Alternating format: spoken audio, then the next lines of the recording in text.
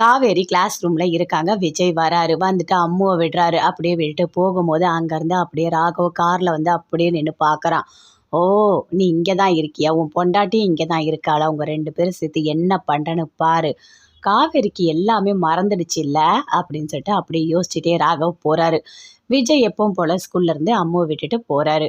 ராகவ் போயிட்டு அங்க அவங்களோட அந்த அடியாளுங்களோட சேர்ந்து பிளான் போடுறாரு. இங்க பாரு, அந்த காவேரி, விஜய் 2 பேரால நான் 5 வருஷம் ரொம்ப ரொம்ப கஷ்டப்பட்டு ஒரு நரகத்த பார்த்துட்டு வந்திருக்கேன். நான் அங்க ஜெயில்ல எவ்ளோ கஷ்டப்பட்டுருப்பேன் தெரியுமா? எவ்ளோ வேதனைப்பட்டுருப்பேன் தெரியுமா? இது எல்லாத்துக்கும் பதிலடி திருப்பி குடுக்கணும். கண்டிப்பா குடுத்தே ஆகணும். என்னோட வலிய அவங்க உணரணும் அப்படின்னு சொல்லிட்டு ராகவ் அப்படியே கோவமா கத்துறாரு. என்ன பண்ணலாம்? அப்படின்னு அந்த அடியாளுங்க எல்லாருமே சேர்ந்து கேட்குறாங்க. அதுக்கு நான் ஒரு பிளான் வச்சிருக்கேன்.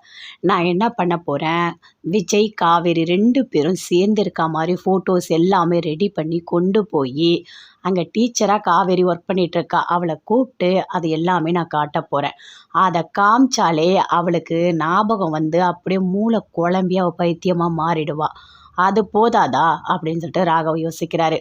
நல்ல ஐடியாவா இருக்கு அப்படின்னு அங்க இருக்க அடியாளுங்க எல்லாருமே சேர்ந்து சொல்றாங்க. அதே மாதிரி ராகவ் வராரு. ஃபோட்டோஸ் எல்லாமே ரெடி பண்ணிட்டு வராரு. வந்து அப்படி சுத்தி பார்க்குறாரு. எங்க காவேரி எங்க இருக்கா? அப்படின்னு சொல்லிட்டு ஒவ்வொரு கிளாஸ் ரூமா பார்க்குறாரு. பார்த்தா காவேரிய பார்த்தோனே அப்படியே அமைதியா இருக்காரு. "என்ன உங்களுக்கு யார் வேணும்?" அப்படின்னு காவேரி கேட்குறாங்க.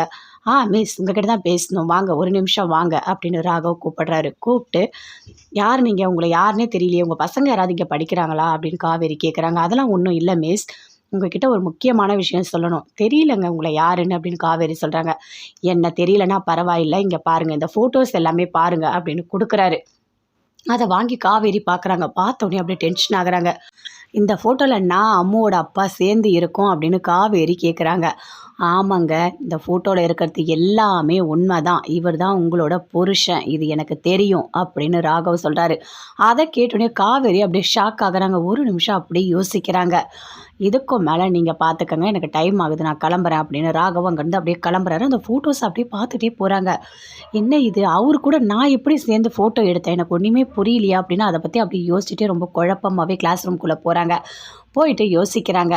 "ஒண்ணுமே புரியலையே! ஞாபகத்துக்கு எதுவுமே வரலையே!" அப்படின்னு சொல்லிட்டு அப்படியே ஒரு மாரி டென்ஷனாவே இருக்காங்க விஜய நெனச்சு.